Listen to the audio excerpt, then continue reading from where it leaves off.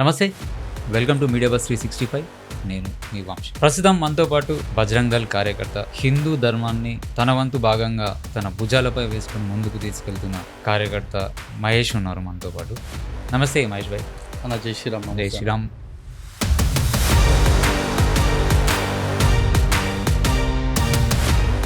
Love జిహాద్ అని చెప్పేసి, corporate జిహాద్ అని చెప్పేసి, ఫుడ్ జిహాద్ అని చెప్పేసి, ఇట్లా నానా రకాల పేర్లు పెట్టారు. జిమ్ జిహాదీ అని చెప్పేసి, అసలు వాటికి మీనింగ్ ఏందో చెప్పగలుగుతారా? జిహాద్ అంటే ఉగ్రవాదం అన్న.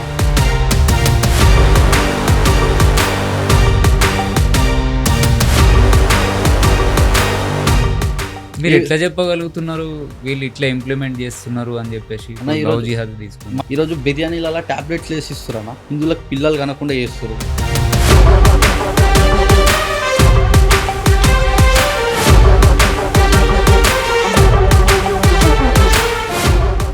ఈరోజు పిల్లలు కూడా ఆడపిల్లలు చాలా మంది ఏ విధంగా తయారైపోయారంటే, మనం ఎప్పుడైనా సరే చెప్దాం అని అంటే మా ఇంట్లో వాళ్ళే మాకు ఏం చెప్పారు, మీరెవరు అన్న విధంగా తయారైపోయారు.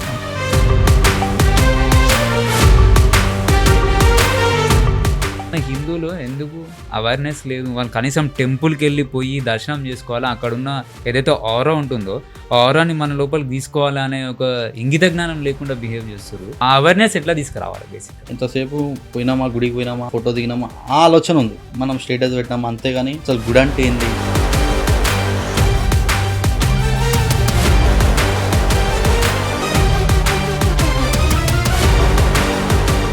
హిందువుల నుంచి వచ్చే ఏదైతే ఉండిలా డబ్బులు వేస్తారో ఆదాయం హిందువులకే చెందాలని చెప్పి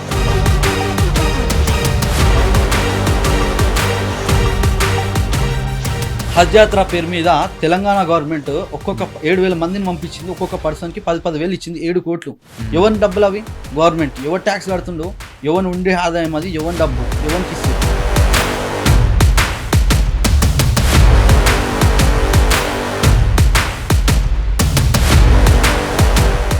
నమస్తే, వెల్కమ్ టు మీడియా బస్ 365. నేను మీ వంశీ. ప్రస్తుతం మనతో పాటు పెద్దగా పరిచయం అవసరం లేని వ్యక్తి, బజరంగ్ దళ్ కార్యకర్త, హిందూ ధర్మాన్ని తన వంతు భాగంగా తన భుజాలపై వేసుకుని ముందుకు తీసుకెళ్తున్న కార్యకర్త మహేష్ ఉన్నారు మనతో పాటు. నమస్తే మహేష్ భాయ్. అన్న జై శ్రీరామ్. జై శ్రీరామ్. ఎట్లా ఉన్నారు? నా మంచిగా ఉన్నానా, మీరు ఎట్లున్నారన్నా? బాగున్నాము.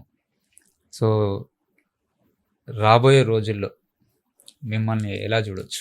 నేనైతే ఒక ధర్మ కార్యకర్తగా మీరు చూడొచ్చానా. నేను ఎప్పుడుకైనా కార్యకర్తగానే పనిచేస్తాం. సో నాకు పాలిటిక్స్లో పోవాలని ఆ ఆలోచన అయితే లేదు.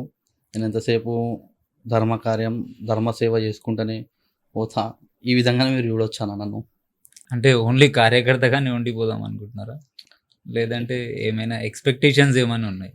ఇప్పుడు మనం పని చేసుకుంటూ పోతామన్నా, ఏదైనా సరే మనం ఏదైనా కావాలని మనం అనుకోద్దు. మనల్ని గుర్తిస్తే దానంతటా ఏవైనా సరే బాధ్యతలు మన దగ్గరికి వస్తాయని నేను అనుకుంటాను. సో మన పని మనం చేసుకుంటూ పోతే ఏ బాధ్యత అయినా, ఏ పోస్ట్ అయినా మన దగ్గరికి వస్తుందని నేను అనుకుంటాను. సో నేను కార్యకర్తగా అయితే ఫస్ట్ పని చేస్తాను. ఏ బాధ్యత అయినా సరే మన దగ్గరికి వస్తుందని నేను అనుకుంటున్నాను. బజరంగ్ దళ్లో కార్యాచరణ ఎట్లుంటుంది? బేసిక్గా బజరంగ్ దళ్ కార్యకర్తలకి ఎవరైతే ఉంటారో వాళ్ళందరికీ ఏదైనా కార్యాచరణ బజరంగ్ దళ్ అప్పచెప్తుందా ఇట్లా చేయాలి అని చెప్పేసి? First of all Bajrang Dal అంటే సేవ, సురక్ష, సంస్కరణ. ఎట్లా కార్యాచరణ అంటే, ఇప్పుడు గోరక్ష విభాగం అని సపరేట్ ఉంటుంది అన్న. బజరంగ్ దళ్ విశ్వ హిందూ పరిషత్లో హిందూ వాహిని, దుర్గా వాహిని కానీ, సో ఇట్లా ఉంటాయి అన్నమాట. సో ఈ విధంగా పనిచేస్తారంట అన్న. బజరంగ్ దళ్ వచ్చేసి హిందూ సురక్షితం గురించి పనిచేస్తుంది, దేశం గురించి పనిచేస్తుంది, ధర్మం గురించి పనిచేస్తుంది. ఎక్కడ హిందువులకు ఆపదున్నా ఖచ్చితంగా ఫ్రంట్ లైన్ నిలబడి పనిచేసేది బజరంగ్ దళ్. ఇంకా ఎక్కడైనా సరే గోమాతకు కానీ, నందు మహారాజులకు కానీ ఎక్కడ సరే ఆపద ఉన్నా సరే బజరంగ్ దళ్ నిలబడుతుంది, గోరక్ష కార్యకర్తలు నిలబడతారు. ఇంకా బజరంగ్ దళ్ కేవలం హిందువుల గురించే కాదు, దేశం గురించి ఆలోచించే వాళ్ళ గురించి కూడా పనిచేస్తుంది. ఎవరైతే దేశంకి అగెన్స్ట్గా, దేశం విరుద్ధంగా పోతారో వానికి ఎప్పుడైనా సరే అగెన్స్ట్. దేశంలో ఎప్పుడైనా సరే ఫ్లడ్స్ వచ్చినా సరే, ఇలాంటి దేశం ఆపదలున్నా సరే ఫస్ట్ ఫ్రంట్ లైన్లో నిలబడేది బజరంగ్ దళ్ కార్యకర్త. కరోనా టైంలో అయినా చూసుకోవచ్చు అన్న, మీరు ఎక్కడైనా ఫ్లడ్స్ వచ్చినా చూసుకోవచ్చు, ఫస్ట్ ఆడ ఫ్రంట్ లైన్లో నిలబడేది బజరంగ్ దళ్ కార్యకర్త. ప్రాణాలు పోతున్నా పర్వాలేదు, ఖచ్చితంగా ప్రజల ప్రాణాలు కాపాడదామని ముందు నిలబడేది బజరంగ్ దళ్ కార్యకర్త.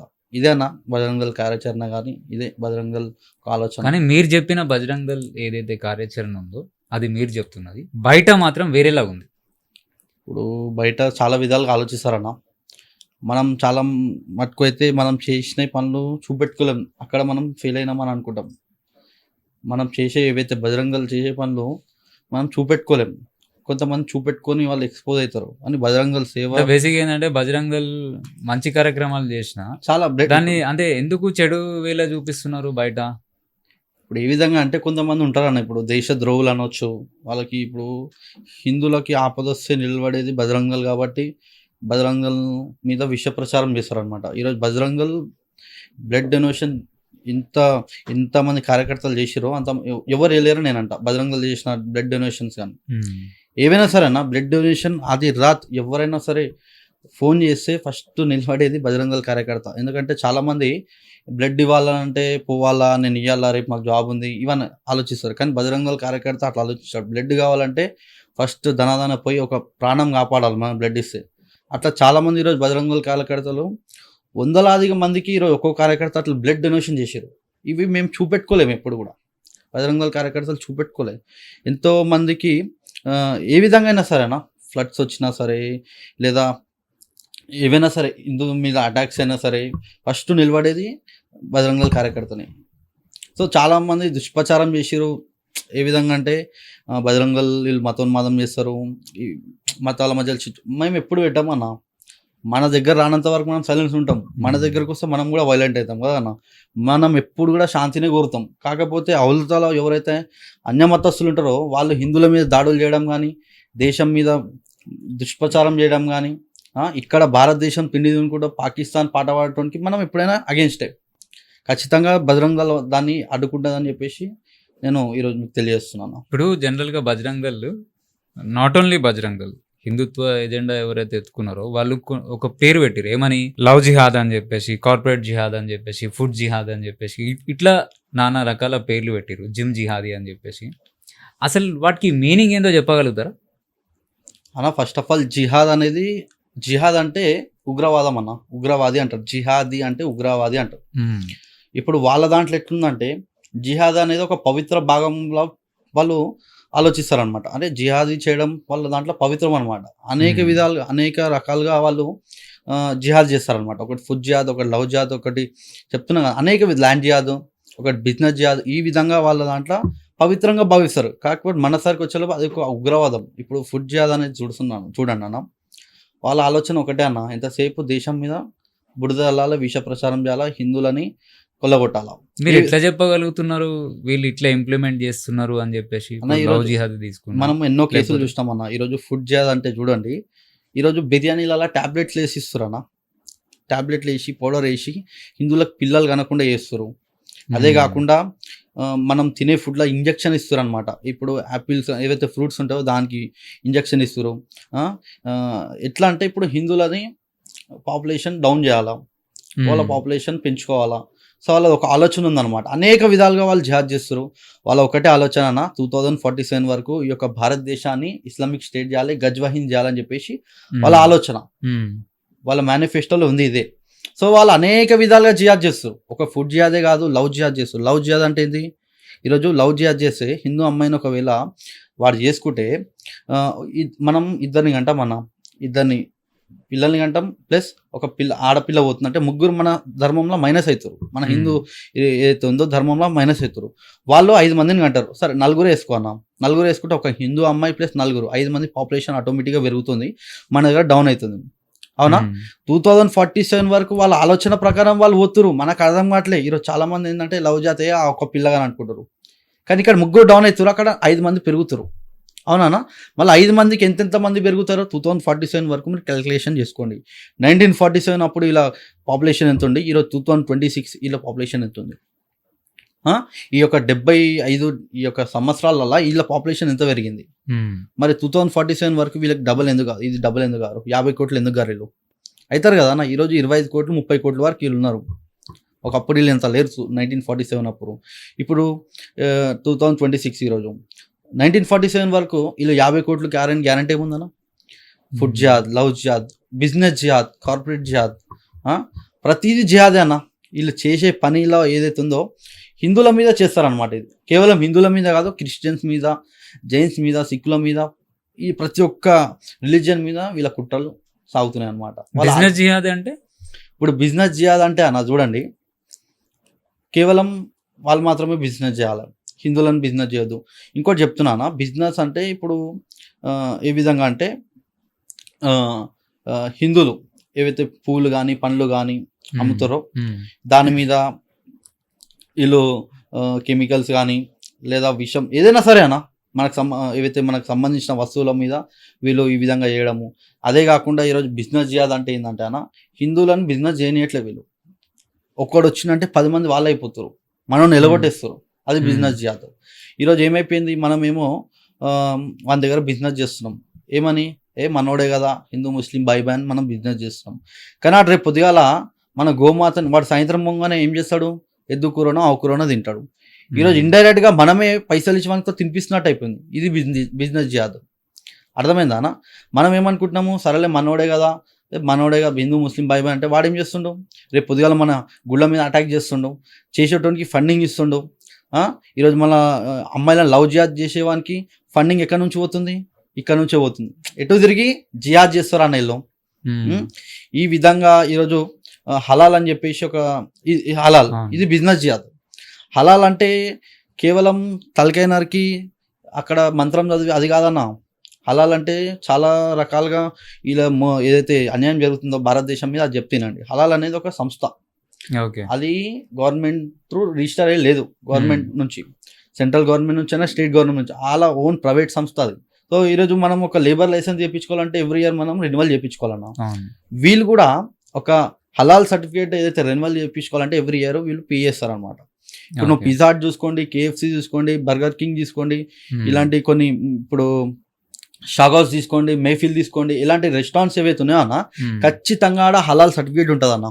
ఆ హలాల్ సర్టిఫికేట్కి వీళ్ళు ఎవ్రీ ఇయర్ పే చేస్తారనమాట. సో ఈ హలాల్ సర్టిఫికేట్ పే చేసినామని గవర్నమెంట్కి పోతుందా అంటే కాదు, వాళ్ళ ఓన్ సంస్థకి వెళ్తుంది, హలాల్ సంస్థకి. అది ఐఎస్ఐ ఏదైతే టెర్రరిస్ట్ ఆర్గనైజేషన్ ఉంటుందో దానికి వెళ్తుంది. ఇంకా ఎవడైతే లవ్ జిహాద్ చేస్తుండో భారతదేశంలో వాళ్ళకి ఈ విధంగా ఫండింగ్ వెళ్తుంది. ఈరోజు మనం ఏం చేస్తున్నాము, ఏ హోటల్ అంటే ఆ హోటల్ తింటున్నాము, వాడు హలాల్ సర్టిఫికేట్ పెట్టుకొని ఆ ఫండింగ్ ఎక్కడికి పంపిస్తున్నాడు, ఎక్కడ పంపిస్తున్నాను, ఐఎస్ఐ దానిలోకి టెర్రరిస్ట్లకు పంపిస్తుండు. ఎవడైతే లవ్ జిహాద్ చేస్తుండో వానికి బండ్లు ఇప్పించడం కానీ, వానికి ఒక హిందూ అమ్మాయికి బీసీ అమ్మాయికి పటాన్సే 5 లక్షలు, ఎస్సీ అమ్మాయి పటాన్సే 4 లక్షలు, ఓసీ అమ్మాయి పటాన్సే 7 లక్షలు, ఇవంతా ఫండింగ్ ఎక్కడి నుంచి వెళ్తుంది, ఈ హలాలు, ఈ బిజినెస్, ఇవన్నిటి నుంచి వెళ్తుంది అన్న. కేవలం హలాల్ అనగానే ఆడు మంత్రం కోసి ఇది కాదు, వాళ్ళ పెద్ద కుట్ర ఉందన్నమాట హలాల్ సర్టిఫికేట్ వెనకాల. సో ఇది హలాల్ సర్టిఫికేట్. ఇప్పుడు మన హిందూ అమ్మాయిలను ఎవరైతే లవ్ జిహాదీ పేరిట ఫ్లర్ట్ చేసేసి వాళ్ళు ఒక ప్రొడక్షన్ మెషిన్ లాగా యూజ్ చేసుకుంటున్నారు కదా. అవునన్నా. Being as a Bajrang Dal కార్యకర్తగా, బజరంగ్ దళ్ ఏదైతే యూనిట్, బజరంగ్ దళ్ కార్యకర్తలు అందరు గ్రూప్ ఆఫ్ సమూహం కలిపి వాళ్ళకు అవేర్నెస్ తీసుకురావడానికి ఏం చేస్తున్నారు, ఏ టైప్ ఆఫ్ కార్యాచరణ తీసుకుంటున్నారు అన్న? మనం చాలా విధాలుగా ప్రయత్నాలు చేస్తున్నాం. నేను రీసెంట్గా చూసిన చాలా రిజిస్ట్రేషన్ ఆఫీసుల నుంచి రకరకాల ఫొటోస్ వాళ్ళు ఆల్రెడీ అప్లై చేసిన వాటికి ఉన్నాయి అవన్నీ. సో ఎట్లా అది కంట్రోల్ చేయడానికి మీరేం చేస్తారు బేసిక్గా? అన్న మన ప్రయత్నం మనం చేస్తున్నాం అన్న, మనతోటి ఎంత అవుతుందో అంత చేస్తున్నాం, చేయట్లేని కాదు. ప్రతి ఒక్క కార్యకర్త శ్రమిస్తుండు, దీని మీద కష్టపడతారు, అవగాహన తీసుకొస్తారు, అవేర్నెస్ తీసుకొస్తారు. కానీ కొంతమంది పేరెంట్స్ ఇక్కడ ప్రాబ్లం ఉందన్న, పేరెంట్స్ మిస్టేక్ ఉందన్నమాట.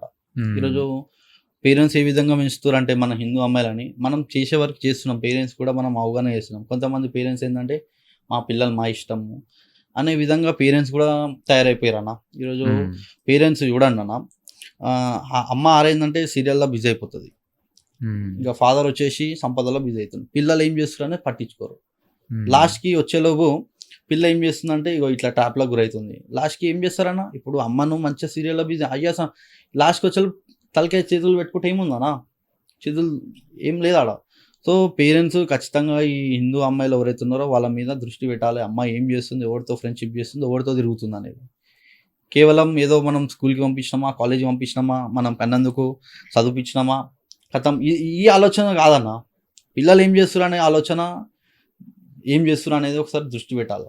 ఈరోజు పిల్లలు కూడా ఆడపిల్లలు చాలామంది ఏ విధంగా తయారైపోయారంటే, మనం ఎప్పుడైనా సరే చెప్దాం అని అంటే మా ఇంట్లో వాళ్ళే మాకేం చెప్పారు మీరెవరు అన్న విధంగా తయారైపోయారు అనమాట. ఉమ్, మనం చేసే ప్రయత్నం చేస్తున్నాం, కొంతమంది ఇంటూరు కొంతమంది వినట్లే. వినోని గురించి మనం ఏం చేస్తామన్నా, ఇప్పుడు వాళ్ళ కర్మాన్ని మనం వదిలేస్తాం. ఎంత ప్రయత్నం చేయాలో అంత ప్రయత్నం చేస్తామన్నా. ప్రతి అమ్మాయి గురించి మనం కాలు పట్టుకున్న రోజులు కూడా ఉన్నాయన్న మన కార్యకర్తలు. వద్దు పోకు పోలీస్ స్టేషన్లలో ఇనని పరిస్థితులు ఉన్నాయి. లాస్ట్కి మన దగ్గరికి వచ్చి అన్న ఆ రోజు మీరు చెప్తే తినలేరన్నా, ఆడు నన్ను మోసం చేసేసిండన్నా, ఆడికి నాకు తెలియకుండా వాళ్ళకి 2 పెళ్ళిళ్ళైనా ఆల్రెడీ, ఇట్లా 5-6 మంది పిల్లలు ఉన్నారు, ఇలాంటి కేసులు కూడా ఉన్నాయన్న. సో మనం చేసే ప్రయత్నం మనం చేస్తున్నాం అన్న. ఆల్రెడీ మూవీస్ కూడా వస్తున్నాయి, కేరళ స్టోరీ అని చెప్పేసి ఇలాంటి అవును. మూవీస్ కూడా వస్తున్నాయి. దాన్ని చూసినా వాళ్ళు అవేర్నెస్ అవ్వాలని చెప్పేసి నేను అనుకుంటున్నా. మనం చేసే ప్రయత్నం మనం చేస్తున్నాం అన్న. మనం ఎంత మనతోటి అవుతుందో అంత మనం చేస్తున్నాం. ఇక్కడ మెయిన్ పాత్ర ఎవరిదైనా పోషించాలని అంటే పేరెంట్స్ అన్న. ఇక్కడ పేరెంట్స్ వాళ్ళ పిల్లల్ని జాగ్రత్తగా చూసుకుంటే మాత్రం బాగుంటుంది. అంతేగాని ఎవరితోటి అంటే అంత పంపించడము, ఈ ఈ ఒక దృష్టి వాళ్ళ మీద పెడితే మాత్రం కొద్దిగా లవ్ జాత్ కంట్రోల్ అవుతుంది అన్న. నేను మీకు ఒక క్వశ్చన్ అడుగుతా. బేసిక్గా ఇప్పుడు ఒక ముస్లిం వాళ్ళ ఇంటికి వెళ్తే ఖురాన్ ఉంటుంది, క్రిస్టియన్ దగ్గర పోతే బైబిల్ ఉంటుంది. అదే మన హిందువుల దగ్గరకు వచ్చేసరికి ఎందుకు భగవద్గీత అనేది ఉండదు? ఇప్పుడు ఉండదు అని అంటే నేను ఇంకొకటి కూడా చెప్తా. టెంపుల్స్లకు ఫర్ ఎగ్జాంపుల్ ఇప్పుడు వాళ్ళు పొద్దున్న లేస్తే నమాజ్ చేస్తారు, వీళ్ళు సండే రాగానే చర్చ్కి పోతారు. అదే మన హిందువులు ఎందుకు అవేర్నెస్ లేదు? వాళ్ళు కనీసం టెంపుల్కి వెళ్ళిపోయి దర్శనం చేసుకోవాలా, అక్కడున్న ఏదైతే ఆరా ఉంటుందో ఆ ఆరాని మన లోపలికి తీసుకోవాలా అనే ఒక ఇంగిత జ్ఞానం లేకుండా బిహేవ్ చేస్తారు. సో మనం ఎట్లా ఆ అవేర్నెస్ ఎట్లా తీసుకురావాలి బేసిక్గా? మీరు చెప్పిరన్నా, హిందూ ఇంట్లోకి వెళ్తే భగవద్గీత ఉండదు, ముస్లిమ్స్ ఇంట్లోకి వెళ్తే ఖురాన్ ఉంటుంది, క్రిస్టియన్స్ ఇంట్లోకి వెళ్తే బైబిల్ ఉంటుందని. వాస్తవమే అన్న ఇది. మనోళ్ళు కేవలం దేంట్లో అంటే భక్తిలో కొంచెం తక్కువ ఉన్నారన్న. ఎంతసేపు పోయినామా, గుడికి పోయినామా, ఫోటో దిగినామా, ఆ ఆలోచన ఉంది. మనం స్టేటస్ పెట్టినామా, అంతేగాని అసలు గుడి అంటే ఏంది, కమ్సకం మన వాళ్ళకి కొంతమందికి ఇప్పుడిప్పుడు వస్తుందన్న, ఇంకా రావాలని నేను అనుకుంటున్నా. భగవద్గీత కమ్సకం భగవద్గీత కాకపోయినా మీరు చెప్పినట్టు హనుమాన్ చాలీసా వస్తే బాగుంటుంది అన్న. మన వాళ్ళందరూ హనుమాన్ చాలీసా నేర్చుకుంటే బాగుంటుంది. ఏదైనా పర్వాలేదు. బేసిక్ ఏంటంటే మన హిందూ ఏదైతే టెంపుల్స్ ఉన్నాయో టెంపుల్స్ అన్నిటినీ హిందువులు ఒక టూరిజం స్పాట్ లాగా చూస్తారు, కానీ అది ఇది దైవక్షేత్రాల్లాగా చూడట్లేరు. సో ఇది చూడాలి. దీని మీద ఎక్కువ అవగాహన తీసుకొని రావాలంటే ఎవరైనా ఉన్నారంటే అది బ్రాహ్మణ్స్ తీసుకొని రావాలన్నా. నేను విజ్ఞప్తి చేస్తున్నా బ్రాహ్మణ్స్కి, ఎవరైతే అక్కడ పూజలు చేస్తారో గుడిల మందిరాలలో, మీరు ఖచ్చితంగా వీళ్ళు చెప్తే మార్పు వస్తుంది అన్న. ఈరోజు ఒక బాపనైనా ఈ గోడ మంచి లేదు, వాస్తు బాగాలేదంటే గోడ గులగొట్టేస్తారన్న. అట్లాంటిది ఈరోజు హిందువులకు మీరు అవగాహన తీసుకొని రండి. ఈరోజు భగవద్గీత చదవాలి, హనుమాన్ చాలీసా మనం చదవాలి, ఈ స్తోత్రాలు మనం చదవాలి మనకు సంబంధించినవి, లేదా ఎవరి దగ్గర మనం బిజినెస్ చేయాలి, ఎవరి దగ్గర మనం కొనాలా, ఇవన్నీ మీరు అవగాహన తీసుకొస్తే హిందువులలో మార్పు వస్తుంది అన్న. వీళ్ళ మీద మెయిన్ పాత్ర వీళ్ళది ఉందన్న. ఇప్పుడు వీళ్ళు చెప్తే ఖచ్చితంగా అందరు వింటారన్న. నేను ఇంకోటి ఒక రిక్వెస్ట్ చేస్తున్నా మన మీడియా ద్వారా, ఎవరైనా సరే ఇప్పుడు బాపనోళ్ళు సత్యనారాయణ కథ చెప్పనీకి వెళ్తారు కదా, ఖచ్చితంగా మీరు ఒక జెండా తీసుకెళ్ళండి. ఒక కాషాయం జెండా, హనుమాన్ జెండానా లేకపోతే ఏదైనా జెండా తీసుకెళ్ళి సత్యనారాయణ కథ ఎక్కడైతే మీరు చెప్తారో అక్కడ వాళ్ళకి మీరు ఈ జెండాని ఇచ్చి మీ ఇంటి మీద ఈ జెండాను పెట్టుకొని ఖచ్చితంగా మీకు విజయాలు వస్తాయని మీరు చెప్తే ఖచ్చితంగా ప్రతి ఇంటి మీద మన కాషాయం జెండా రెపరెపలాడుతుంది అన్న. ఇట్లా ఈ యొక్క అవేర్నెస్ మనం తీసుకొస్తే హిందువులల్లో ఖచ్చితంగా చైతన్యం వస్తుంది అన్న. ప్రతి ఇంటి మీద ఈరోజు మన హనుమంతుడు ఎగిరిందంటే అక్కడ విజయాలే అన్న. హిందువులలో మార్పు వస్తుంది. ఎక్కడైతే హనుమంతుడు ఉంటాడో అక్కడ సనాతన్ గురించి ఆలోచన వస్తుంది అనమాట. సో ఇట్లా సత్యనారాయణ కథలు కానీ ఏదైనా సరే పూజలు చెప్పినప్పుడు మీరు జెండాలు తీసుకెళ్ళండి. అర్థమైందా? కావాలంటే ఒక 100 రూపాయలు తక్కువ తీసుకున్నా కూడా ఆ జెండాని ఇచ్చి ఆ యొక్క ఇంటి మీద మీరు కట్టిపోయింది, ఖచ్చితంగా కడతారన్న. ఈ జెండాని మీరు కట్టండి, మీకు అన్ని విజయాలంటే మన హిందువులు కడతారు. ఈ యొక్క ఏదైతే ఉందో అన్న కాన్సెప్ట్ తీసుకెళ్లాలని చెప్పేసి నేను ఈరోజు ప్రతి ఒక్క ఎవరైతే పురోహితులు వీళ్ళు బాపనోళ్ళు కానీ బ్రాహ్మణ్ కానీ ఉంటారో నేను అందరికీ నేను వేడుకుంటున్నాను. అంటే టెంపుల్స్ వచ్చింది కాబట్టి నేను మీకు ఇంకో క్వశ్చన్ అడుగుతున్నా. ఏంటంటే ఇప్పుడు గుళ్ళలో వచ్చే ఆదాయం ఏదైతే ఉంటుందో అది ఓన్లీ హిందూ ధర్మానికి సంబంధించింది అంటే ఇవ్వడమే కాకుండా, అంటే మన స్వతహాగా టెంపుల్స్ని డెవలప్ చేసుకోవాలా, మన హిందూ ధర్మాన్ని డెవలప్ చేసుకోవాలా. సో అట్లా కాకుండా వాళ్ళు ఇప్పుడు ఫర్ ఎగ్జాంపుల్ ఇప్పుడు మస్జిద్ ఉంది, అలాగే చర్చిలు ఉన్నాయి, అక్కడ నుంచి వచ్చే ఆదాయాన్ని ప్రభుత్వంలోకి ఎందుకు తీసుకోలేకపోతున్నారు? మన హిందూ ధర్మంలో నుంచి ఏదైతే టెంపుల్స్ నుంచి వచ్చే ఆదాయం ఏదైతే ఉందో దాన్నే ఎందుకు యూజ్ చేస్తున్నారు? మీరు ఎందుకు కొట్లాడతలేరు దాని మీద యాక్చువల్ గా? అంటే మీరు ఎందుకు మాట్లాడలేకపోతున్నారు, గలం ఎందుకు మేము ఎత్తలేకపోతున్నారు దీని మీద బేసిక్గా? ఎప్పటి నుంచో మాట్లాడుతున్నాం అన్న. మన ఆలోచన కూడా ఒకటే అన్న, ఖచ్చితంగా హిందువుల నుంచి వచ్చే ఏదైతే ఉండిలా డబ్బులు వేస్తారో ఆ ఆదాయం హిందువులకే చెందాలని చెప్పేసి మనం ఎప్పటి నుంచో కొట్లాడుతున్నాం. నేను చాలాసార్లు సెక్యులరిజం మీద మాట్లాడినా అన్న. చాలామంది ఏమంటారు అంటే నన్ను మతోన్మాది అంటారు అనమాట సెక్యులరిజం గురించి మాట్లాడితే. ఈరోజు నేను సెక్యులరిజం గురించి మాట్లాడతాను. ఈరోజు గుడిల నుంచి వచ్చే ఆదాయం ఏమో గవర్నమెంట్ తీసుకుంటుంది ఎన్విరాన్మెంట్ డిపార్ట్మెంట్ రూపంలో. మరి చర్చిల నుంచి ఏదైతే ఆదాయం దశభాగం ఉంటుందో అది ఎందుకు గవర్నమెంట్ తీసుకోలేకపోతుంది? మరి మస్జిద్లలో జకాత్ అని చెప్పేసి మనమైతే ఉండిలా పైసలు వేసామో వాళ్ళ డబ్బులు ఎందుకు తీసుకోలేకపోతుంది గవర్నమెంట్? కేవలం హిందువుల మీద ఈ దౌర్జన్యం ఎందుకు? ఈ ఈ యొక్క విషయాన్ని ప్రతి ఒక్క హిందూ ఆలోచించాలి ఈరోజు. ఒకవేళ ఎక్కడెక్కడైతే ఎన్విరాన్మెంట్ ఉందో అక్కడ మనం డబ్బులు వేయొద్దు. ఈ యొక్క మనం ఏదైతే సంకల్పం తీసుకుంటే ఖచ్చితంగా గవర్నమెంట్ మనం మన బాధ అర్థం చేసుకుంటుంది ఈరోజు. నేనైతే అందరికి ఒకటే రిక్వెస్ట్ చేస్తున్నా, ఎక్కడెక్కడైతే గవర్నమెంట్ ఎన్విరాన్మెంట్ డిపార్ట్మెంట్ అక్కడ ఇన్వాల్వ్మెంట్ అయిందో మన మందిరాలలో అక్కడ మీరు అసలు కానుక లేదని చెప్పేసి నేను హిందువులకు వేడుకుంటున్నా. మొన్న విజయ్ తమిళనాడు ఏదైతే సీఎం ఇప్పుడు ఆయన ఒక తీసుకొచ్చింది ఏది కేవలం హిందువుల డబ్బులు హిందువులకే వాడాలి, హిందూ సంస్థలను అభివృద్ధి పరిరక్షణకే వాడాలి. అది తీసుకొచ్చేసి గవర్నమెంట్ సంబంధించిన ప్రాజెక్ట్స్కి కానీ గవర్నమెంట్ సంబంధించిన ఏవైతే వర్క్స్ ఉంటాయో దానికి యూజ్ చేస్తాం.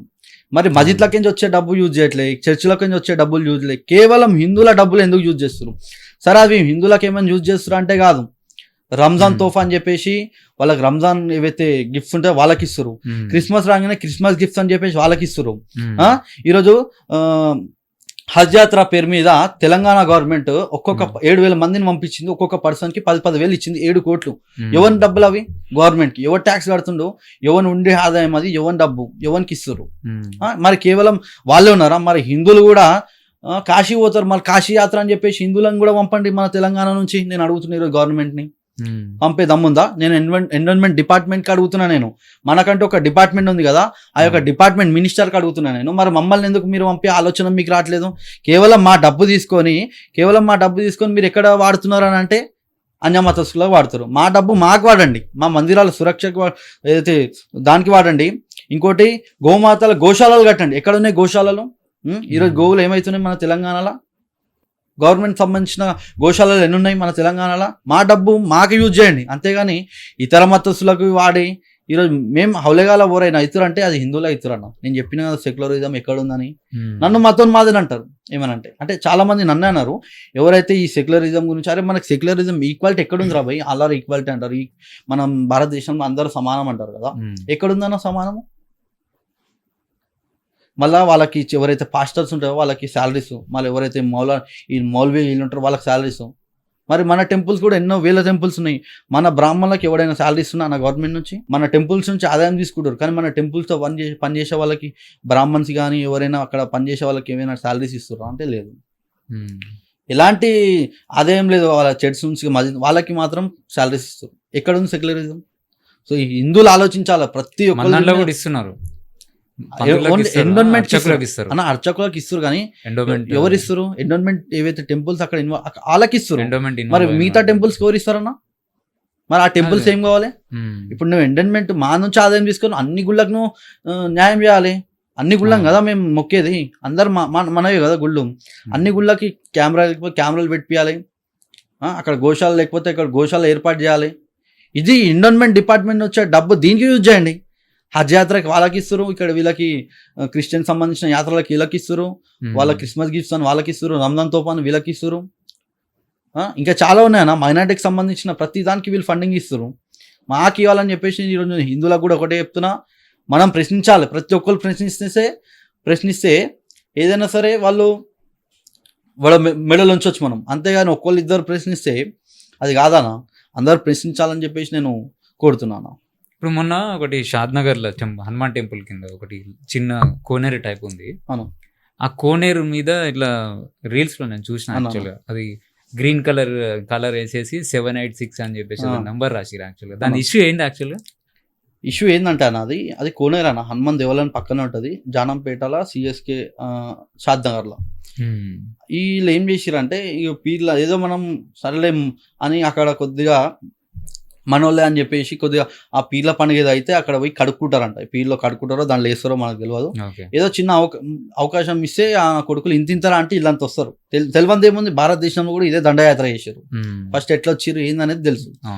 ఆ కోనర్లో ఏదో ఇంత అవకాశం ఇస్తే ఆ కొడుకులు ఏం చేసిరాడ, కొంతమంది అందు నమాజీ అంట నేను, అందు నమాజీ వాళ్ళు ఏం చేసిరాడ పోయి కలర్లు పచ్చరంగు వేసి 786 వాళ్ళకి సంబంధించిన గుర్తింపులు అవి ఏం అవసరం అన్నా, అంటే కమ్యూనల్ ఏదైతే డిస్టర్బెన్స్ చేస్తున్నాయని కానీ అర్థం. ఈరోజు మతోన్మాదులు ఎవరన్నా వాళ్ళు ఈరోజు ఆ షాద్నగర్లో మన వాళ్ళు విశ్వ హిందూ పరిషత్ బజరంగ దళ వాళ్ళు పెద్దలు అందరు కలిసి దాన్ని అడ్డుకొని అక్కడ వైట్ పెయింట్ వేయించడం కూడా జరిగింది. ఆ యొక్క ఏదైతే సంబంధించిన వాళ్ళ మీద కూడా ఎఫ్ఐఆర్లు ఖచ్చితంగా అందరి మీద కావాలని మన వాళ్ళు కూడా ఫైట్ చేస్తారు. అదే ఆ బాయ్ ఎండోమెంట్ కి ఉందా, అంటే మన టెంపుల్ కి సంబంధించింది అన్న, అది మన అనవాళ్ళు ఉన్నాయన్న, ప్రాచీన కోనేరు అది. ఎట్లా ఇలా ఆలోచన చూడండి అన్న, దీన్ని ల్యాండ్ చేయదంటారు అన్న, దీన్ని చేయదంటారు. మీకు చెప్పినా కదా ప్రతి ఆలోచనలో జిహాదే. అరే అంతగానం ఆనవాళ్ళు ఉన్నాయి హిందువులకు సంబంధించిన కట్టడాలు అవన్నీ ఏ విధంగా పచ్చరంగు వేసి వాళ్ళు కబ్జా ఇద్దాం అనుకుంటారన్న. అదే ఒకవేళ హిందూ ఒక దర్గాకి వెళ్ళి ఒక కాషాయం జెండా కట్టి కాషాయం రంగు పూసి ఈరోజు ఏమైతుండేనా, అంటే హిందువులు చేతగానోళ్ళనా ఇలా ఆలోచన. దీని మీద ఎవడు మాట్లాడాడు, ఎవరైతే సోకాళ్ళు లెఫ్టిస్టులు ఉంటారో సోకాళ్ళు ఫేక్ జర్నలిస్టులు ఉంటారో వాళ్ళు ఎవడు మాట్లాడాడు అనమాట. కేవలం ఇక చెప్తున్నా కదా ఇలాంటి మొన్న ఖమ్మంలో ఒకటి హనుమాన్ టెంపుల్ అది విగ్రహం మొత్తం తీసేసిరు కదా, సో మేమే పోయినాము వేరే వాళ్ళు ఎవరు రాలేదు అని కొన్ని ఛానల్స్ కూడా ఇక్కడ ఖమ్మంలో మన హన్మకొండ దగ్గర అన్న. వీళ్ళు ఒకటే ఆలోచన అన్న, పోయి ఏం చేసిరన్నా 2 రోజులు పోయి ఒక్క రోజు పోయిరు అంతే అన్న. ప్రతి ఆలోచన వీళ్ళకి డబ్బే ఉంటది. నేను చెప్తున్నా కదా, ఎవరైతే సోకాల్డ్ మీరు పోయిరు అంటారు కదా ఫేక్ జర్నలిస్ట్ కానీ సోకాల్డ్ ఫేక్ ఉద్యమకారులు అంటారు, నేనైతే ప్రతి ఆలోచనలకి వీళ్ళకి డబ్బే ఉంటది. పోయిరు హన్మకొండ సంబంధించిన అక్కడ వెళ్ళిరు, ఏం చేసిరన్నా పోయి చూపెట్టారు. వీళ్ళకి ఏంది పైనుంచి మీరు రాకండి అని అంటే సెటిల్మెంట్ ఏంది మళ్ళా అట్లా నడుస్తుందా బయట. మళ్ళీ వీళ్ళు మాట్లాడాలన్న డబ్బే, మాట్లాడకపోవడం అన్న డబ్బే. ఈరోజు భాగ్యనగర్లో ఇన్ని మందిరాల మీద అటాక్లు అయినాయన్న గత 3 సంవత్సరాల నుంచి. ఈ కొడుకులు ఏ రోజు వచ్చిరన్నా బయటికి, ఎందుకు వస్తారు? వీళ్ళ మీద ఈ విధంగా అందరికి పబ్లిక్ అర్థమైపోయింది అనమాట. ఈ కొడుకులు సనాతన ధర్మం మీద బురద చల్లుతారు, దాన్ని కవరింగ్ చేసుకోనికి లేదా ఇలా డబ్బు సంపాదించడానికి పోతారు. కానీ వాళ్ళు హిందూ ధర్మం మీద కానీ సనాతన ధర్మం ప్రేమ లేదన్నారు. వాళ్ళు ఏమంటున్నారంటే హనుమాన్ విగ్రహం మొత్తం విరగొట్టినప్పుడు మేమే పోయినాం, మేమే కవర్ చేసినాం, మీరు ఎక్కడున్నారు, మీరు రాలేదు, ఎందుకు మేమే ఫైట్ చేస్తాం. అరే మన బజరంగ దళ కార్యకర్తలన్నా ఆడ పోయి మొత్తం ధర్నా చేసింది, పెద్ద ఎత్తున అల్చల్ చేసే అరెస్ట్లు అయినాయి, కేసులు అయినాయి, మనోళ్ళ మీద అయినాయి. హన్మకొండ బజరంగ దళ విశ్వ హిందూ పరిషత్ కార్యకర్తల మీద, మన హిందూ సంఘాలు ఎవరైతే ఉంటారో వాళ్ళు వేరు. ఈ కొడుకులు పోయి మైకులు పెడితే అవుతుందా అన్న పని? మైకులు పెడితే అవుతుందా అన్న? వాళ్ళు అట్లా షో చేసుకుంటారు. ఇప్పుడు ఏంది, హిందువులు అందరికి అర్థమైంది వీళ్ళు హిందూ ధర్మం మీద విషం జిమ్ముతున్నారు, వీళ్ళు హిందువులను గో బ్యాక్ అంటారు, గో బ్యాక్ మారవడి అన్నారు, పవన్ కళ్యాణ్ గో బ్యాక్ అన్నారు. ఇప్పుడు అందరిని ఎవరెవరైతే హిందూయిజం గురించి మాట్లాడుతారో అందరినీ వీళ్ళు అనగదొక్కే ప్రయత్నం చేస్తారు. హిందువులకు అర్థమవుతుంది వీళ్ళ ఆలోచన ఏందనేది. సోకాల్డ్ సెక్యులర్ పర్సన్స్ ఎవరైతే ఉంటారో వాళ్ళందరూ ఎందుకు హిందూ ముస్లిమ్స్ మధ్య గొడవ పెడుతున్నారు, ఇలాంటి బజరంగ్ దళ్ క్యాండిడేట్లు కానీ లేకపోతే విశ్వ హిందూ పరిషత్ క్యాండిడేట్స్ కానీ అని చెప్పేసి అని అన్నారు. సో దానికి మీరు ఏం సమాధానం ఇస్తారు? ఇప్పుడు నేను ఒకటే చెప్పాలనుకుంటున్నానా, వాడు సెక్యులరిజం గురించి ఆలోచిస్తుండు, వాడు సెక్యులర్ గాడు, వాడు బానిస అని నేను అంటానా. ఇప్పుడు వాడు క్రాస్ బ్రీడ్ అంట, నేను సెక్యులర్ వాడాడు క్రాస్ బ్రీడ్. మరి ఏమో చెప్పలేం గతంలో ఏమైందో వాళ్ళ ఇంట్లో.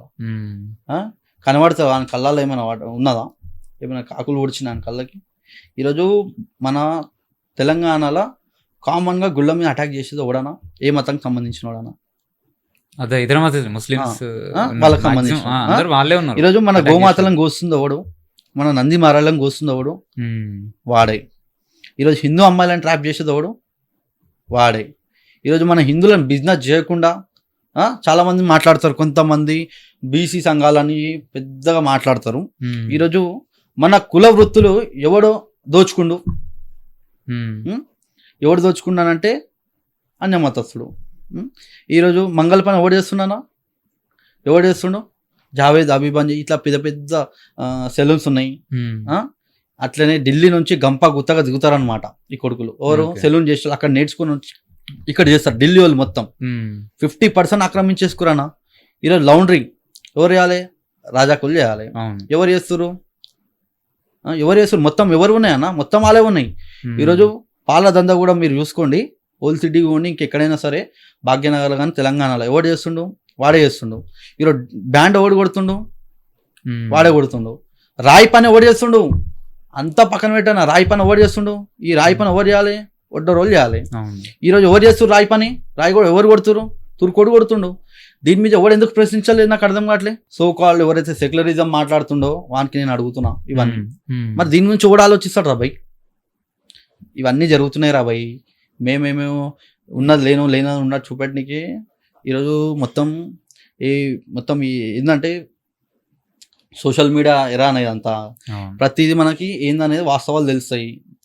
ఏది ఒప్పైనా తప్పైనా ఏది వాస్తవం ఏందో అదే తెలుస్తుంది. నేను ఉన్నది లేనట్టు చెప్పడానికి అవకాశం లేదు.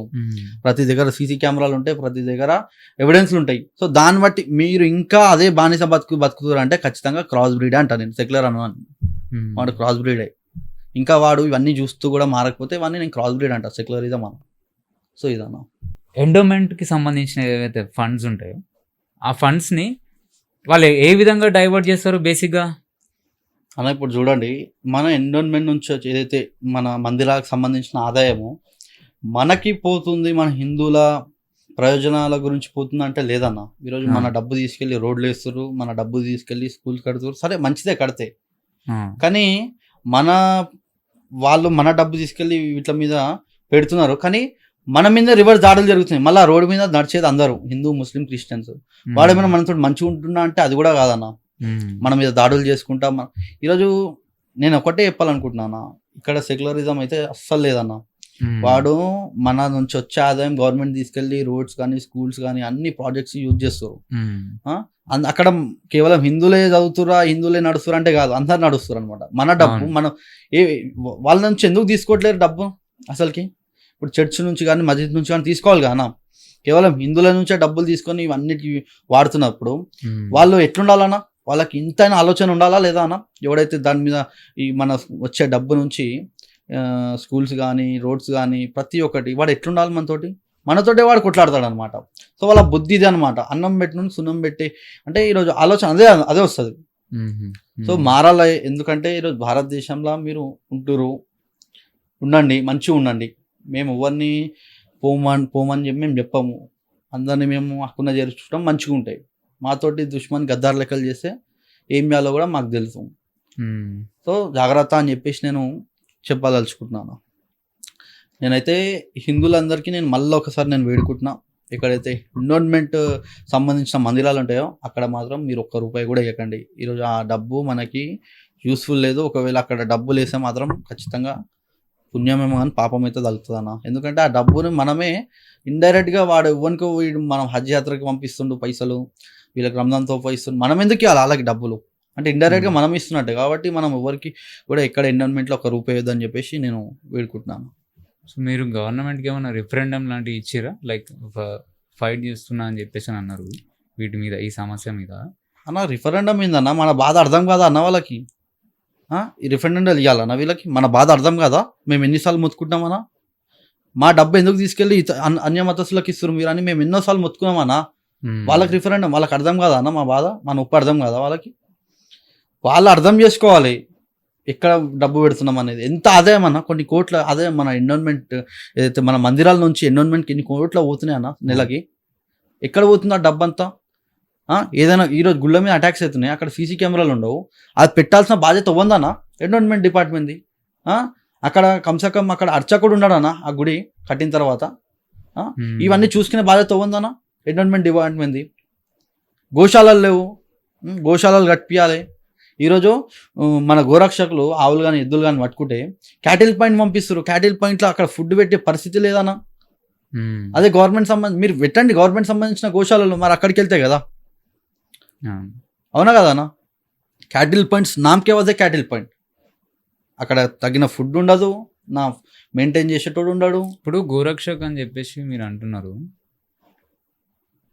అన్ని దేశాలలో అత్యంత ఎక్స్పోర్ట్ ఎక్కువ అయిపోయేది మన ఇండియా నుంచే బీఫ్ పోతుంది. సో వాటి మీద సెంట్రల్ గవర్నమెంట్ ఎలాంటి చర్యలు తీసుకుంటుంది? ఇప్పుడు బీఫ్ అంటే చూడండి అన్న, బీఫ్ అంటే బఫెలో బీఫ్ పోతుంది. అది మీరు చూడండి ఒకసారి. ఇది ఆవుకు సంబంధించింది కానీ ఎద్దుకు సంబంధించింది పోదు. ఇక్కడ భారతదేశంలో నుంచి మాత్రం బఫెలో బీఫ్ పోతుంది, బఫెలో మీట్ పోతుంది. ఇవి ఓట్లే. కాకపోతే మన భారతదేశంలో కొంతమంది ఆవుని జాతీయ ప్రాణి చేయాలి, యానిమల్ చేయాలని చెప్పేసి మాట్లాడుతున్నారు. అవును. అదంతా నామకే వాచ అన్న. అంటే మీరు ఈ టాపిక్ తీసుకొచ్చారు కాబట్టి నేను మాట్లాడుతున్నా. ఉమ్. చాలా ఇది ఏంటంటే ఇది ఒక దొంగ ప్రేమ అంటారు కాన, ఆవు మీద దొంగ ప్రేమ. ఈరోజు పొద్దున్న లేసి ఎద్దుని తింటారు, ఆవుని మాత్రం నేషనల్ ఎనిమల్ చేయాలని పట్టుకొని పోస్టర్లు పట్టుకొని రోడ్ల మీదకి వస్తారు మన బాకినగర్లో కొంతమంది. ఉమ్. కేవలం ఇది ఒక నాటకం అని నేను చెప్తాను. ఈరోజు హిందువులలో ఎంతమంది మొత్తుకుంటారు, అరే మేము కొలిచే నంది మహారాజాని కానీ ఉమ్. గోమాతలను కొయ్యొద్దురా అంటే ఈరోజు గోమాతని నేషనల్ ఎనిమల్ చేయాలని పట్టుకొని వచ్చి పోస్టర్లు బయటికి అంటున్నారు. కానీ పొద్దున్న లేసి మళ్ళీ అదే ఇప్పుడు గోవంశం ఎవరన్నా, నంది మహారాజు కూడా గోవంశమే కదా, అవును. దాన్ని కోసుకొని తింటారు. కానీ మేము గోవుని నేషనల్ ఎనిమల్ చేస్తా అంటారు. అది లేకపోతే ఇప్పుడు నంది లేకపోతే గో లేదు, గో లేకపోతే నంది లేదు. ఉమ్. ఇలా ఆలోచన ఇదన్న, ఇలా నాటకం. ఇప్పుడు బీఫ్ ఎక్స్పోర్ట్ అవుతుందని అంటానా, అప్పుడున్న కాంగ్రెస్ గవర్నమెంట్ ఒక అగ్రిమెంట్ చేసుకుంది, 100 సంవత్సరాల అగ్రిమెంట్. ఉమ్. మీకు తెలుసు అగ్రిమెంట్ రూల్స్ ఎట్లుంటాయి ఏందనేది. ఆ. సో దాని ప్రకారమే ఇప్పుడు బీఫ్ అనేది ఎక్స్పోర్ట్ అవుతుంది. సో కాంగ్రెస్ చేసుకుంది. ఒకవేళ దాన్ని మనం క్యాన్సిల్ చేసుకుంటే మీకు తెలుసు దాని వేరే వేరే వేరే పరిణామాలు. మరి అవి అవుతాయి. కాబట్టి సో నడుస్తుంది అన్న ఇప్పుడు కాంగ్రెస్ చేసుకున్న అగ్రిమెంట్. అప్పుడు ఉన్న కాంగ్రెస్ గవర్నమెంట్ 100 సంవత్సరాలు అగ్రిమెంట్ చేసుకుంది. ఇక్కడ మేము బీఫ్ ఎక్స్పోర్ట్ చేస్తాం, మీరు మాకు ఇది ఇవ్వండి. అట్లా అట్లా ఇప్పుడు మొన్న ఇంకొకటి చిన్న ఖమ్మంలో ఒక అమ్మాయిని 12 ఏళ్ళ అమ్మాయిని అన్న. ఒక ముస్లిం అతను బిల్డింగ్ మీద నుంచి నెట్టేసి కింద పడేసిండు. అవును. సో ఆ అమ్మాయికి మన గవర్నమెంట్ ఏమైనా అష్యూరెన్స్ ఇచ్చిందా? మీ తరఫు నుంచి మీరు ఏమైనా కొట్లాడి, అంటే మొన్న చూసినాను నేను యాక్చువల్గా నీమ్స్కి వెళ్ళినప్పుడు నేను చూశాను. సో గవర్నమెంట్కి రిఫండం ఇస్తే వాళ్ళు ఏమైనా అష్యూరెన్స్ ఇచ్చారా? ఏం అష్యూరెన్స్ ఇచ్చారు అనేది మనకి ఇప్పటివరకు అయితే క్లారిటీ లేదు. హెల్త్ బులెటిన్ కూడా రిలీజ్ చేయమని మనం డిమాండ్ చేసినాం. ఇప్పటివరకు హెల్త్ బులెటిన్ కూడా రిలీజ్ చేయలే. పెద్ద నాటకం జరుగుతుందన్న. మీరు మంచి క్వశ్చన్ చేశారు. పాపం అమ్మాయి ఎలాంటి సిచ్యువేషన్ ఉన్నదని డిజేబుల్ సిచ్యువేషన్ ఉంది అని చాలా చెప్పేసి డేంజర్ అన్నారు. సిచ్యువేషన్ ఉంది. ఆ. గవర్నమెంట్ పెద్ద కుట్ర అయితే ఇక్కడ జరుగుతుంది. గవర్నమెంట్ దృష్టి పెట్టాలి. ఇప్పుడు పెద్ద కుట్ర జరుగుతుంది అన్న. ఈ ఉమ్. కేసు మొత్తం అక్కడిక్కడ చేసే ప్రయత్నాలు జరుగుతున్నాయి. ఈ అమ్మాయి కేసు ఇది అసలు రేప్ కేసు కూడా కాదని వార్తలు కూడా మనకు వస్తున్నాయి. చెప్తున్నా కదా, పెద్ద ఎత్తున కుట్రలు జరుగుతున్నాయి. గవర్నమెంట్ అష్యూరెన్స్ పక్కన పెట్టండి, అమ్మాయి లైఫ్ కమ్సకం కాపాడితే బాగుంటుంది. అమ్మాయి వెనకాల పెద్ద కుట్రలు జరుగుతున్నాయి. అసలు రేపే జరగలేదని కొంతమంది అంటారు. ఉమ్. వార్తలు వస్తున్నాయి అన్నమాట. సో దీని మీద కొంచెం ఏదో కేసు ఇది మలుపు తిరుగుతుంది. ఇంకోటి మనం ఎందుకు- విశ్వ హిందూ ఎందుకు- పరిషత్ పెద్దవాళ్ళు ఆ. కూడా బజరంగల్ నుంచి కూడా మన వాళ్ళు కూడా డిమాండ్ చేశారు. 1 crore రూపీస్ వాళ్ళ డిపాజిట్ చేయాలి అవును. గవర్నమెంట్ నుంచి, అవును. శాశ్వత చికిత్స అందాలని చెప్పేసి మన వాళ్ళు కూడా డిమాండ్ చేశారు. ఉమ్. 2 రోజులకు ఒకటో రోజుకి 5 లక్షలు అయితే ఈ ఖర్చులకు అయితే ఇవ్వడం జరిగింది ఆ ఫ్యామిలీకి గవర్నమెంట్ నుంచి. ఇంకా వాళ్ళకి ఇవ్వాలని చెప్పేసి మనం కూడా డిమాండ్ చేస్తున్నాం అన్న. మనకైతే ఉరి శిక్ష చేయాలి అని చెప్పేసి కూడా డిమాండ్ చేస్తున్నాము. ఈ కేసు మాత్రం మలుపు తిరుగుతుందన్న, మీరు యాద్ చేసి పెట్టుకోండి. ఈ రేప్ కేసు కాదని కూడా రేపు నిర్ధారణ అయినా కూడా ఏదైతే వస్తుందో అప్పుడు మనం ఇప్పుడు రిపోర్ట్స్ ఉంటాయి కదా ముందే. ఇప్పుడు చెప్తున్నా జరిగిన- అంటే మనకు వచ్చిందన్న ఆ వార్త, అది ఎంత నిజం ఏందనేది మనకు తెలియదు. అంటే కేసుని మ్యానిపులేట్ చేద్దామని చెప్పి అయితే ఆ మ్యానిపులేట్ చేసే ప్రయత్నం అయితే జరుగుతుంది. దీని మీద గవర్నమెంట్ దృష్టి పెట్టాలని నేను కోరుతున్నా. ఖచ్చితంగా దీని మీద ఏందనేది ఎప్పుడెప్పుడు ఏందనేది హెల్త్ మినిస్టర్ స్పందించాలి. ఈరోజు ఎవరైతే నర్సింగ్ ఎట్లుందా పాప పరిస్థితి? చాలా క్రిటికల్ పొజిషన్ అయితే ఉందన్న. మనకు అందిన సమాచారం మటుకైతే ఆ పాప క్రిటికల్ పొజిషన్ అయితే ఉంది. దీన్ని ఎప్పటికప్పుడు హెల్త్ మినిస్టర్ ఇప్పటివరకు వచ్చి విజిట్ అవ్వాలి. అసలు చెప్పాలంటే ఆయన పేరు దామోదర్ నరసింహరాజన ఇది ఉంది. ఆయన వచ్చి దామోదర్ రాజన్ దామోదర్ రాజ నరసింహ ఆయన వచ్చి విజిట్ అవ్వాలి. ఇప్పటివరకు ఎందుకు విజిట్ కాలేడన్నా అంటే ఎందుకు బీసీ బిడ్డ అయినా చేసినోడు ముస్లిం అన్నా, ఎందుకు గవర్నమెంట్ హెల్త్ మినిస్టర్ రాలేడు? కేసీఆర్ మన రేవంత్ రెడ్డి కూడా స్పందించాలి దీని మీద. ఇంకా దీని మీద ఊకునేది అయితే లేదన్నా. ఆ పాపకి న్యాయం జరిగేంత వరకు మనం పోరాడతాం. ఆల్రెడీ మన వాళ్ళు కూడా స్టాండ్ తీసుకొని ఉన్నారు. ఈ కేసు అయితే ఏదో జరుగుతుందని మనం అనుకుంటున్నాం అన్న. బ్యాక్ ఎండ్ లో మీరు ఏమైనా వర్క్ చేస్తురా? వర్క్ చేస్తున్నారంటే రీసెంట్గా ఉమెన్ రైట్స్కి సంబంధించిన వాళ్ళు కూడా వస్తే కొద్దిగా ఏదో విధంగా చేసిరంట. వాళ్ళు ఏదో చేతులు దులుపుకునే ప్రయత్నం అంటే ఆ విధంగా ప్రయత్నాలు చేసిరంట. రిపోర్ట్స్ కూడా ఇవ్వండి అంటే మేము ఇస్తాం తర్వాత ఇస్తాము లేదా అక్కడిక్కడ చేసిరంట. అంటే హ్యూమన్ రైట్ వాళ్ళకే ఇవ్వలేదు. ఇవ్వలే రిపోర్ట్స్. జనరల్ ఇస్తారు కదా, ఎందుకు? ఏమో అది తెలియదన్నా. మనకు అందిన సమాచారము ఏదో ఏదో నడుస్తుంది అన్న. చూద్దాం ఏమవుతుంది అనేది. ఇంకా డీటెయిల్గా పోతే అది పెద్ద ఎత్తున కుట్రలు జరుగుతున్నాయని మనకు సమాచారం అన్న. ఓకే. ఉమ్. అండ్ ఇంకొకటి ఇప్పుడు మనకు సంబంధించిన ఏదైతే ఈ లవ్ జిహాద్, కార్పొరేట్ జిహాద్ అని చెప్పేసి అని అన్నారు కదా. కార్పొరేట్ జిహాద్ అంటే ఏంటి యాక్చువల్గా? అన్న కార్పొరేట్ జిహాద్ అంటే నేను చూసిన అన్న రీసెంట్గా టీసీఎస్లో కూడా మీరు చూసారు, దానే కార్పొరేట్ జిహాద్ అంటే. పూణేలో ఎగ్జాంపుల్ అది బెస్ట్ ఎగ్జాంపుల్ అది. మళ్ళీ దాని తర్వాత ఇంకోటి కూడా జరిగింది. ఇంకోటి మన అక్కడ దాకా ఎందుకు, మన భాగ్యనగర్ మన హైదరాబాద్ సిటీలో ఐటీ జోన్ ఏదైతే అక్కడ మైండ్ స్పేస్, గచ్చిబౌలి, ఈ డెలైట్స్కి సంబంధించిన ఏవైతే కంపెనీస్ ఉంటాయో అక్కడ కూడా జరుగుతుంది లవ్ జిహాద్. అక్కడ ఎట్లా జరుగుతుంది? ఇప్పుడు మన బేంపేటలో ఉందనుకుంటా టీసీఎస్ ఏదైతే, ఆడ ఇప్పుడు కూడా జరుగుతుంది అన్న. ఎవరైనా సరే ఒక హిందూ అమ్మాయి వచ్చిందంటే, కొద్దిగా జాయినింగ్ అయిందంటే ఇట్లా కూర్చుంటారంట. కూర్చొని ఇసుకు my కాలేతో, ఇసుకు Mera up to కాలియానా అవరేకు my ఇసుకు my కాలేతో, ఈ విధంగా ఎంచుకుంటారు అనమాట. అర్థమైందన్న? ఇది జరుగుతుందన్న. దాంట్లో పనిచేసి ఒక మన ఫ్రెండ్ చెప్పిండు అనమాట, ఇట్లా జరుగుతుందని చెప్పేసి. జిమ్ జిహాద్లో జరుగుతుంది, జిమ్ జిహాద్ కూడా జరుగుతుందన్న. జిమ్లల్లా ఈరోజు రీసెంట్గా మన ఫ్రెండ్ అన్న వంశీ అని చెప్పేసి, ఎక్స్ప్లోరింగ్ సనాతన వంశీ అని చెప్పేసి కలిపి ఇట్లా చేస్తారు. జస్ట్ జిమ్ జిహాద్ గురించి చెప్పిండు అనమాట. జిమ్లో లవ్ జిహాద్ జరుగుతుందని ఒక వీడియో తీస్తే చెప్పిండు. అక్కడ మన భాగ్యనగర్లో, హైదరాబాద్లో కల్ట్ల ఫిట్ల ట్రైనర్లు ఎవరైనా ఉన్నారన్న ఎక్కువ శాతం అన్యమతకు సంబంధించిన. కానీ జిమ్ చేసే వాళ్ళు ఎవరు ఉన్నారు అంటే హిందువులు ఉన్నారు, హిందూ అమ్మాయిలు ఉన్నారు. వాళ్ళని ట్రైన్ చేస్తుంది ఎవరు? ముస్లిమ్స్. ఇక్కడ లవ్ జిహాద్ జరుగుతుంది, జిమ్లలో లవ్ జిహాద్ జరుగుతుందన్న, తెలుసా? వాడుకుంటారు అన్న జిమ్. నాకైతే ఇన్స్టాగ్రామ్లో మెసేజ్లు చేస్తారనమాట, అన్న వాళ్ళు జిమ్ సెల్లర్లోనే. దీని మీద ఏమైనా అవేర్నెస్ ఇచ్చారా? మనం రీసెంట్ ఒక కేసు కూడా పట్టుకున్నాం కదా అన్న, సమీర్ అని చెప్పేసి ఒక కేసు పట్టుకున్నాం అమీర్పేటలో, శ్రీనగర్ కాలనీ అమీర్పేటలో పట్టుకున్నాం. బల్కంపేట దగ్గర ఎస్ఆర్ నగర్ పిఎస్ లిమిట్స్లో పట్టుకున్నాం మనం. ఏమైంది ఆ కేసు? వానికి అమ్మాయిని ఆల్రెడీ వానికి ఒక ఉంది, ముస్లిం అమ్మాయిని పెళ్లి చేసుకుంది, తర్వాత బ్రాహ్మణ్, తర్వాత ఇంకో అమ్మాయిని. అట్లా ఆ అమ్మాయి పెళ్లి కావట్లేదని, లావు ఉందని చెప్పేసి సన్నహాదమని వస్తే వాడు పెళ్ళిని అమ్మాయినే పటాంచాడు. అర్థమైందనా?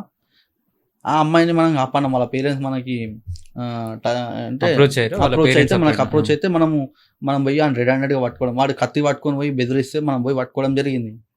వాడిని జైలు కూడా పంపించడం జరిగింది. ఈ విధంగా లవ్ జిహాద్ అవుతుందన్న.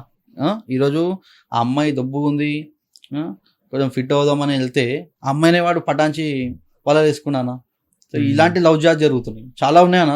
ఈ లవ్ జిహాద్కి సంబంధించిన కేసెస్, ఈ జిమ్ జిహాద్కి సంబంధించిన కేసెస్. ఇందాక మీరు కార్పొరేట్ జిహాద్ అంటారు కాబట్టి, ఏదైతే ఐటీ హబ్ ఉందో అన్న, మాధవపూర్ కానీ, హైటెక్ సిటీ కానీ, గచ్చిబౌలి కానీ, ఇక్కడ మొత్తం మ్యాక్సిమం లవ్ జిహాద్ జరుగుతుంది అన్న. హెచ్ఆర్లు వాళ్ళే ఉంటారు, హిందూ అమ్మాయిలను పటాన్స్తారు. రియల్గా జరుగుతుంది అన్న ఇది. ఖచ్చితంగా దీని మీద మీరు ఎవరైతే గర్ల్స్ ఉన్నారో జాగ్రత్త ఉండండి. మీరు ఎవరితో ఫ్రెండ్షిప్ చేస్తారు అనేది, వాడు మంచి ప్రేమ చూపెడతాడు, చాలా ప్రేమ చూపెడతాడు. ఆ ప్రేమ వెనకాల ఉన్న ఏదైతే మన రాక్షస బుద్ధి మీకు అర్థం కాదనమాట. వాడు పెళ్లి చేసుకున్న తర్వాత మిమ్మల్ని వాడుకున్న తర్వాత ఫిజికల్గా మీ బ్లాక్మెయిల్ చేస్తాడు అనమాట. న్యూడ్ ఫోటోస్ తీయడం కానీ, ఆ ఫోటో తీసిన తర్వాత మన వలలో మీరు చిక్కిపోతారు. అప్పుడు మీకు ఏం అర్థం కాదు, ఇంకా వాని వెనకాల మీరు పోతారు. ఎందుకంటే వాడు బ్లాక్మెయిల్ చేస్తాడు అనమాట. ఇక ఫొటోస్ తీసి, అవి తీసి, ఇవి తీసి. అదే కాకుండా నీ న్యూడ్ ఫొటోస్ పెట్టేసి, నువ్వు నీ ఫ్రెండ్స్ని తీసుకొని రా నా దగ్గరికి, లేదంటే బయట పెడతా, అట్లా కూడా వచ్చిన కేసెస్ ఎన్ని రాలేవన్నా కేసెస్. ఈ విధంగా లవ్ జిహాద్ జరుగుతుందన్న. కార్పొరేట్ జిహాద్లల్లా, జిమ్ జిహాద్లల్లా. ఈరోజు కాల్ సెంటర్లలో చూసుకుంటే అన్న మొత్తం వాళ్ళే ఉన్నారు. లులు మాల్ అని చెప్పేసి మొత్తం బాయ్స్ ముస్లిమ్స్, గర్ల్స్ మన హిందూ గర్ల్స్ ఎంప్లాయీస్. కాల్ సెంటర్లల్లో ఏం జరుగుతుంది ఈరోజు? కాల్ సెంటర్లలో ఏదైతే బీపీ అంటారు చూడు, దాంట్లో ఏం జరుగుతుంది? మొత్తం లవ్ జిహాద్ జరుగుతున్నాయి కాల్ సెంటర్లలో. మస్తు జరుగుతున్నాయి అన్న. కాలేజీలలో జరుగుతున్నాయి, స్కూల్లలో జరుగుతున్నాయి, ప్రతి దగ్గర లవ్ జిహాద్ జరుగుతుంది. ప్రతి ఒక్క పేరెంట్స్కి నేను ఒకటే విజ్ఞప్తి చేస్తున్నా, మీ పిల్లలు ఎవరితో తిరుగుతారో వాళ్ళకి అవేర్నెస్ చేయండి. మన ధర్మం అంటే ఏంది, మన దేవుళ్ళు అంటే ఏంది, మన అమ్మవారు అంటే ఏంది, మన దుర్గామాత అంటే ఏంది, కాళికామాత అంటే, ఇవి గురించి మీరు చెప్తే వాళ్ళు దారి తప్పరు. అంతేగాని వాళ్ళకి ఫోన్ ఇచ్చి చదువు చెప్పించి మంచిగా పంపిస్తే, తిండి పెట్టి ఫుడ్ పెడితే కాదు. వాళ్ళు ఎవరితో తిరుగుతారు, ఎవరితో ఫ్రెండ్షిప్ చేస్తారు, ఎవరితో మాట్లాడుతారు, కొద్దిగా దీని మీద దృష్టి పెడితే అమ్మాయిలను కాపాడుకోవచ్చు అన్న. సో మన సనాతన ధర్మం మీద ఎవరైతే విషాన్ని చిమ్ముతున్నారో, అది ఏ రకంగానైనా అయ్యి ఉండొచ్చు, సో వాళ్ళకు మీరు ఎలాంటి సమాధానం చెప్తారు? వాళ్ళకి నేను ఒకటే సమాధానం చెప్తున్నానా, ఎవడెవడైతే మా సనాతన ధర్మం గురించి విషం జింపే ప్రయత్నం చేస్తుర్రో ఒకరోజు వస్తుంది. ఇప్పుడు మనం చూసుకోవచ్చు, రాజశేఖర్ రెడ్డి ఎగ్జాంపుల్ చెప్తా. ఏమి అన్నాడు, 7 కుండలు తీసేసి సరే 3 కుండల దాలా చర్చి కడతా అది ఇది అని మాట్లాడాడు. 3 కుండలు తీసేసి ఏమైంది, పౌరాల గుట్టలో పడి ఏమైందో అందరికీ తెలుసు. ఎవడెవడైతే ఖచ్చితంగా సనాతన ధర్మం గురించి ఎవడైనా తప్పుగా మాట్లాడితే ఖచ్చితంగా కర్మ వెంటాడుతుంది. వాడు ఏ విధంగా వస్తాడంటే చాలా డేంజర్ సావు వస్తాడు అన్నాడు. కత్తి మహేష్ చూసుకోవచ్చు ఏ విధంగా వీళ్ళు వచ్చారు. ఇవి ఎగ్జాంపుల్స్ మాత్రమే. సనాతన ధర్మం గురించి తప్పుగా మాట్లాడేటోళ్ళకి మా చేతులకు పని చెప్పే రోజు కూడా వస్తుంది, కర్మ కూడా వెంటాడుతుంది. బరాబర్ ఎవడైనా సరే మా చేతికి దిక్కినంత వరకు మీరు మాట్లాడుతుండవచ్చు. అగర్ మా చేతులకు దిక్కితే మరి మేము కూడా మా చేతులకు పని చెప్పాల్సి వస్తుంది. ఇక మీరు ఏం మాట్లాడతారో మాట్లాడండి, మా చేతులకు చెప్పే రోజు కూడా వస్తుంది. ఇంకోటి ఖచ్చితంగా కర్మ అనేది ఏదైతే ధర్మం గురించి మీరు మాట్లాడుతారో ఖచ్చితంగా చాలా గలీజ్ సాగు వస్తారన్న. ఎందుకు హిందూ ధర్మం మీద అటాక్ చేస్తారు? ఇప్పుడు చూడండి అన్న, హిందూ ధర్మం మీద ఎందుకు అటాక్ చేస్తారంటే హిందువులు మేల్కున్నారనుకో, వీళ్ళ పప్పులు ఉడకవు, వీళ్ళకి వచ్చే ఫండింగ్స్ రావు. ఈ విధంగా వాళ్ళు హిందూ ధర్మం మీద బురద చల్లుతారు.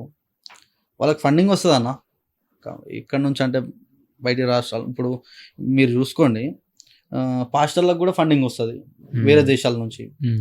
అందుకనే కదా వాళ్ళు మొత్తం వాళ్ళకి ఏంది ఒక మార్కెటింగ్ అయిపోయింది అనమాట. ఇప్పుడు ఒక హిందూని కన్వర్ట్ చేసి ఇంత వస్తాయి, వాళ్ళకి 100 మందిని హిందూ కన్వర్ట్ చేసి ఇంతమంది వస్తాయి. ఉట్టిగా ఎందుకు అంతగానో వాళ్ళు ప్రచారం చేస్తారన్న, హిందూ ధర్మం మీద బురద చల్లాలి, హిందువులు ఐక్యత అయితే వాళ్ళు ఓడ్చుకోలేరు అనమాట. సో హిందువుల మీద ఈ విధంగా అటాకులు జరుగుతున్నాయి. హిందువులు యూనిటీ కావాలన్నా, ఇది నా ఆలోచన. ఏం చేస్తున్నారు హిందువులు యూనిటీ కావడానికి? మీ సైడ్ నుంచి ఏ టైప్ ఆఫ్ కార్యాచరణ చేస్తారు? ఇప్పుడు హిందువులు యూనిటీ కావాలి అంటే మేము ప్రతి దగ్గర మేము ప్రయత్నం చేస్తున్నాం అన్న. మనం సోషల్ మీడియాలో కానీ చేస్తురన్న, మన పెద్దవాళ్ళు కూడా సాధు సంతు ఎవరైతే ఉన్నారో వాళ్ళు కూడా పాపం ప్రయత్నాలు చేస్తారు. వస్తుందన్న మెల్లగల, ఇప్పుడు వస్తుంది. ఇప్పుడు భజన్ క్లబ్బింగ్ అని చెప్పేసి రీసెంట్గా బాగా ట్రెండింగ్ నడుస్తుంది. మన వాళ్ళు కూడా కొద్దిగా సాటర్డే సండే వీకెండ్స్ రాగానే పబ్లకు అక్కడ ఇక్కడ పోకుండా ఇక్కడ దారి మలుతురు కాబట్టి కొద్దిగా బెటర్ అని చెప్పి నేను అనుకుంటున్నాను. ఇంకా రావాలి, ఇంకా ప్రతి సాటర్డే హనుమాన్ చాలీసా చేయాలి. ఎవ్రీ సాటర్డే మన గుడి దగ్గర, హనుమాన్ గుడి అనే కాదు ఏ గుడి ఉన్నా కూడా అక్కడికి వెళ్ళి మన ఫ్రెండ్ సర్కిల్ ఎవరెవరైతే ఉంటారో చిన్న పిల్లల్ని వాళ్ళందరినీ తీసుకొని వచ్చి హనుమాన్ చాలీసా చేసుకోవాలి. మీరు చూడండి అన్న, ఈరోజు మన హిందువులలో కొద్ది గొప్ప ఐక్యత వస్తుందంటే ఒక హనుమాన్ చాలీసా వల్ల వస్తుందన్న. ఇది నేను చాలా చూసిన అనమాట, అబ్జర్వ్ చేసిన అనమాట. ఎందుకంటే హనుమాన్ చాలీసా ఏదైతే సౌండ్ వస్తుందో అన్న చాలా బలంగా వస్తుందన్న. ఎందుకంటే ఇంతకు ముందుకు చాలామంది హనుమాన్ చాలీసా వేయకపోతుండే. ఈరోజు ఏ గుళ్ళైనా సరే ఎక్కడైనా సరే హనుమాన్ చాలీసా చేస్తారు, కార్యక్రమాలు చేస్తారు. ఆ యొక్క ఏదైతే వైబ్ ఉంటుందో అన్న ఖచ్చితంగా హిందువులకి పాకుతుంది అనమాట. నువ్వు ఎవరైనా సరే అన్న హనుమాన్ చాలీసా చేసిన ప్రతి ఒక్క హిందూ ధర్మం గురించి ఆలోచిస్తుండు. కమ్సకం మీరు అన్నారు కానీ ఇందాక భగవద్గీత అని, కమ్సకం ఈ ఒక హనుమాన్ చాలీసా చేస్తే మాత్రం వాడు వానికి ఒక ఆలోచన వస్తుంది అనమాట. అరే మన ధర్మం మీద ఏంది, హనుమంతుడు అంటే ఏంది, ఏంది అసలు ధర్మం అంటే ఏంది, మన మీద దాడులు ఎవరు చేస్తారు అనేది కొద్దిగా ఈ ఆలోచన చేస్తున్నారు. అందుకనే ఎవరైనా సరే హనుమాన్ చాలీసా చేస్తే కొద్దిగా బాగుంటుంది. మీ పిల్లలకి చిన్నప్పటి నుంచి హనుమాన్ చాలీసా నేర్పియండి. మన హిందూ సాంప్రదాయాలు నేర్పిస్తే హిందువులు అందరికీ నేను వేడుకుంటున్నా, చిన్న పిల్లలకి మీరు స్కూల్కి పంపించినప్పటి నుంచి ఒక చిన్న హనుమాన్ చాలీసా బుక్ దొరుకుతుంది. అది 3 రూపీస్ 5 రూపీస్ ఉంటుంది. అది మీరు మీకు స్టేషనరీలలో సరే ఎక్కడైనా సరే దొరికిపోతుంది. మీరు ఆ చిన్న పిల్లల బ్యాగ్లలో పెట్టి పంపించండి, ఖచ్చితంగా ధర్మం నిలబడుతుంది అన్న. నా ఒక చిన్న సూచన. ఇంకోటి ఇదే నా సూచన అన్న. ఇప్పుడు జనరల్గా కొన్ని ప్రైవేట్ స్కూల్స్ ఉన్నాయి, మిషనరీ స్కూల్స్ లాంటివి. సో మిషనరీ స్కూల్స్ లాంటివి వాటిల్లో ఇప్పుడు అయ్యప్ప మాల వేసుకున్నా లేకపోతే హనుమాన్ మాల వేసుకున్నా దీక్షలు పడతారు. మన హిందూ ధర్మంలో 40 రోజులు ఏదైతే మండలం అంటారు కదా, మండల దీక్ష వాడతారు. పట్టినప్పుడు కొందరు స్కూల్స్ లోపలికి అలౌడ్ చేయరు. సో అట్లాంటప్పుడు మన మానసిక స్థితి అనేది కొంచెం ఇది డిస్టర్బ్ అయి ఉంటుంది. సో అట్లాంటి వాటి మీద ఏమైనా చర్యలు తీసుకుంటారా? అలా మీరు మిషనరీ స్కూల్స్ అంటే మిషనరీ కాలేజెస్ అంటే నాకు ఇప్పుడే మంచిగా అడిగిరాను క్వశ్చన్. నేను హిందువులందరికీ ఒకటే డిమాండ్ చేస్తున్నా అన్న, ఈ మిషనరీ స్కూల్స్కి కానీ మిషనరీ కాలేజ్కి వెళ్ళి మీ పిల్లలు కమ్సకం బొట్టు కూడా పెట్టుకునేరు అలాంటి స్కూల్కి నువ్వు పంపిస్తున్నావు అంటే నీ అంత ఆ, దౌర్భాగ్యుడు కానీ దరిద్రుడు కానీ ఇవ్వలేడని లేడని నేను అంటాను. ఎందుకంటే ఈరోజు ఆ మిషనరీ స్కూల్స్లో వాని రూల్స్ వాళ్ళు పాటిస్తుంది కరెక్టే. వాని రూల్స్ వాడు ముందే చెప్తాడు, బొట్టు పెట్టుకోవద్దు, చేతికి తాడు కట్టుకోవద్దు, ఇలాంటి పండుగలు చేయడం. వాడు ఈరోజు మనకు రెస్పెక్ట్, వాడు మనకు వచ్చే మనం స్కూల్ ఫీజు కడుతున్నాం వానికి ఆదాయం అదంతా బిజినెస్ వానికి. ఈరోజు మనకు వాడు రెస్పెక్ట్ చేస్తున్నంటే లేదు. మన స్కూళ్ళలో మాత్రం అందరికీ రెస్పెక్ట్ చేస్తాం. రంజాన్ వస్తే రంజాన్ సెలబ్రేషన్ చేస్తారు, క్రిస్మస్ వస్తే క్రిస్మస్. ఈరోజు అదే మిషనరీ స్కూళ్ళల్లో బోనాల పండుగ కానీ, గణేష్ పండుగ కానీ, దసరా కానీ ఇవి సెలబ్రేషన్ చేస్తారన్న చేయరు. వాడు మిషనరీ స్కూల్స్ ఏవైతే ఉంటాయో నేను అందరికీ ఒకటే మీరు ఎట్లుండ అంటే అన్న తోటకు పోయి తీట పెట్టుకున్నట్టు ఉంటుంది అన్న. ఇది ఎట్లా అంటే అన్న, ఇప్పుడు ఆ మిషనరీ స్కూల్స్కి ఎందుకు పోవాలి మాలేసుకొని? వాడు రానియడం తెలియదా నీకు? వాడి స్కూల్కి నువ్వు ఎందుకు పంపిస్తావు? మన స్కూల్స్ లేవా? ఎన్ని స్కూల్స్ లేవు మనవి? శిశు మందిర్ లాంటి స్కూల్స్ ఉన్నాయి, ఎంతో మన స్కూల్స్ ఉన్నాయి. మనకు ఎవరు రెస్పెక్ట్ చేస్తాడో వాని స్కూల్కి మనం పంపాలి. అర్థమైందా? మనకు ఎవరైతే రెస్పెక్ట్ చేయడో వాని స్కూల్కి మనం ఎందుకు పంపాలన్నా? మనమే కూలిచ్చి ఇక తన్నించుకున్నట్టు ఉంది ఒకటే చెప్పాలంటే. మిషనరీ స్కూల్స్కి పోవద్దు, మిషనరీ కాలేజీలకు పోవద్దు. ఎందుకు పోవాలన్నా? వాళ్ళ చదువు ఏమైనా అంత మంచిగా ఉంటుందా? మన చదువు ఎందుకు బాగుండదు? ఎందుకు మన చెప్పారా చదువు? ఎందుకు చెప్పారన్నా? మన వాళ్ళు కూడా మంచిగా చెప్తారు. వాడు చెప్పే ఇంగ్లీష్ అంతా నచ్చుతుందా? వాడు చెప్పిన ఇంగ్లీష్ నచ్చదా? ఏం లేదు. ఇప్పుడు ఎడ్యుకేషన్ సిస్టమ్ అనేది ఎట్లుందంటే, ఇప్పుడు పాత స్కూల్ ఇప్పుడు గవర్నమెంట్ స్కూళ్ళలో చదివిన వాళ్ళు చాలా మంది పెద్ద పెద్ద మినిస్టర్స్ అయి ఉన్నారు. మరి ఈవెన్ మేము కూడా గవర్నమెంట్ కాలేజ్ స్పోర్ట్స్ ఇంకా బాగుంటుంది ఇంకా గవర్నమెంట్ స్కూళ్ళల్లో. ఇంకోటనా మిషనరీ స్కూల్లోకి పంపిస్తే ఫస్ట్ ఆడు ఏమి ఇస్తాడు తెలుసానా? బైబుల్ ఇస్తాడు చిన్నది. ఇయ్యాడన్నా ఎంతమందికి తెలియదన్నా? ప్రతి ఒక్కరికి ఇస్తాడు బైబుల్. ఆడు బైబుల్ చదివిస్తారన్నా. బైబుల్ క్లాసెస్ ఉంటాయి వాళ్ళకి. మనకెందుకు అన్న బైబుల్ క్లాసెస్? మన హిందువులకు ఎందుకు? స్కూల్ క్లాసెస్ బాగుంటాయి లేదా చదువు బాగుంటుంది అని మీరు చెప్తారు, కానీ మన ఎవరైతే పిల్లలు ఉన్నారో వాళ్ళు ఏ రూట్లో వెళ్తారు అనేది మనం, అరే నువ్వు ఈ రోజు వరకు హిందూగా బతికి రేపు నీ పిల్లలు క్రిస్టియానిటీలోకి పోతుర్రా నైనా నువ్వు మిషనరీ స్కూల్లోకి వేస్తే?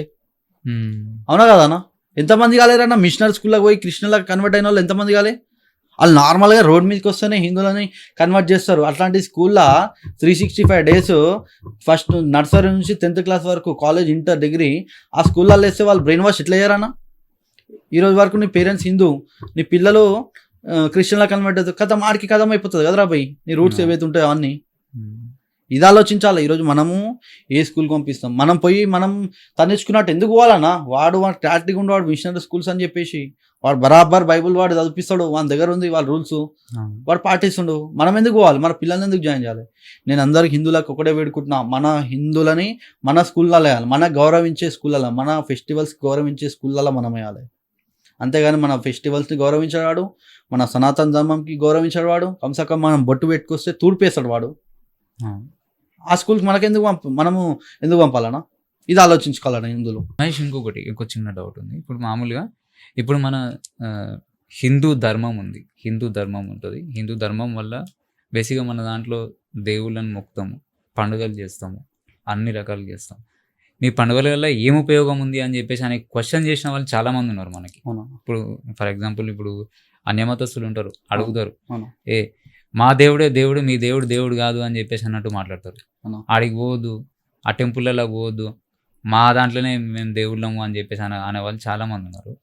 అసలు మన ధర్మం ఏ విధంగా ఉపయోగపడుతుంది యాక్చువల్గా అన్న? ఇప్పుడు మన ధర్మం ఏ విధంగా ఉపయోగపడుతుంది అంటే, మీరు పండుగల గురించి మాట్లాడుతారు కదా. ఈరోజు మన పండుగ వల్ల ఎంతోమంది బతుకుతారన్న, కొన్ని కోట్ల బిజినెస్ అవుతుంది అనమాట, వ్యాపారం అవుతుంది.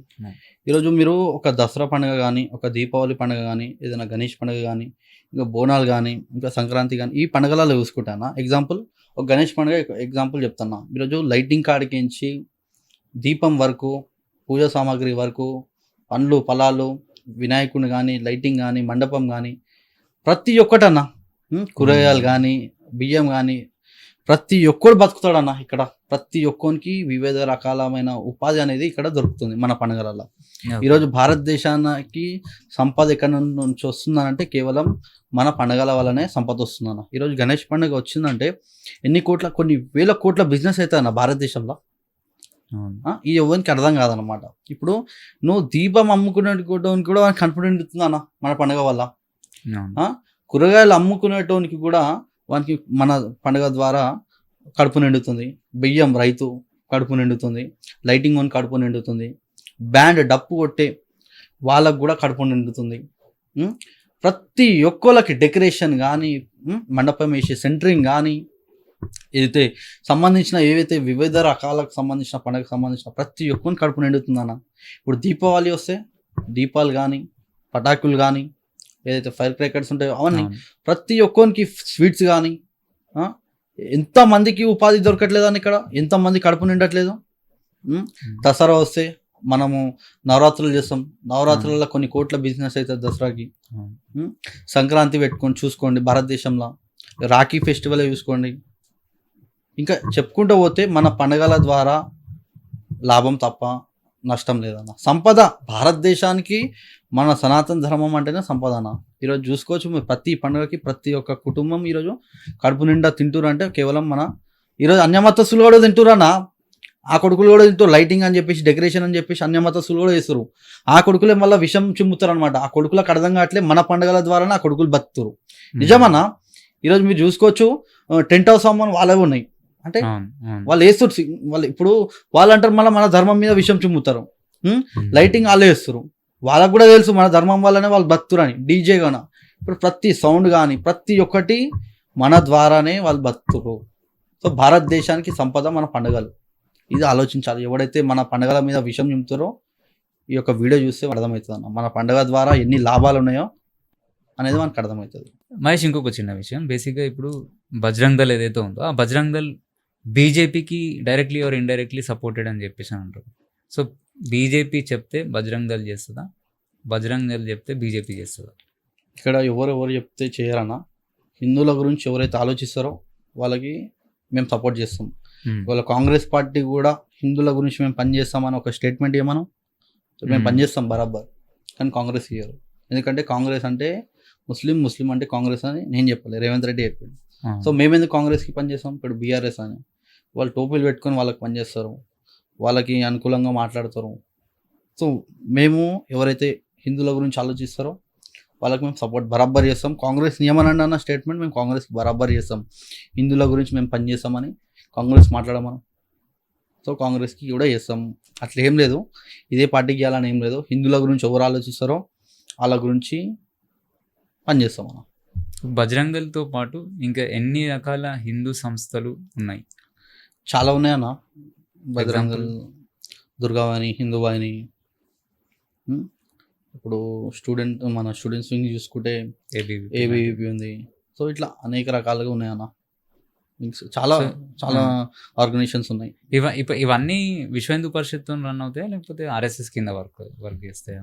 లేకపోతే హిందూ పరిషత్ నుంచి బజరంగ్ దళ్ ఇవి పనిచేస్తాయి. ఆర్ఎస్ఎస్ నుంచి అన్ని అనుకూల సంస్థలు అన్న ఇవన్నీ అలయన్స్ విత్ ఆర్ఎస్ఎస్ అండర్ లోనే వర్క్ చేస్తాయి. ఆర్ఎస్ఎస్ అండర్ లో అంటే ఎవరిది వాళ్ళ కార్యాచరణ ఉంటుందా? ఇప్పుడు ఎవరికి పని అప్పచెప్తే ఆ పనే చేస్తారన్న. ఇప్పుడు ఏబీవీపీ చూస్తే అదే ఆర్ఎస్ఎస్ కిందనే ఉంటుంది. కానీ స్టూడెంట్స్ బజరంగ్ దళ్ అంటే ఇప్పుడు గుళ్ళు కానీ హిందువుల గురించి కానీ కొంచెం ఈ విధంగా వెళ్తుంది.